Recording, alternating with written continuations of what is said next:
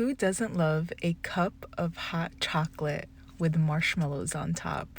It is so good, especially this time of year, and it's really easy to make. Start by combining 2 cups of whole milk with a cinnamon stick and 3 cardamom pods. Mix that all together and let it simmer for about 10 to 15 minutes so it becomes aromatic. Take out the stick and the cardamom pods before you go ahead and add your sugar and your cocoa powder. I'm using unsweetened cocoa powder and white granulated sugar. And then I'm going to use semi-sweet chocolate chips. Mix that all together. Add a splash of vanilla and let that simmer on low heat until well combined. To top off this hot chocolate, I'll be using Hearthy Foods Grass Fed Halal Marshmallows in French vanilla. They are so delicious and really make this hot cocoa.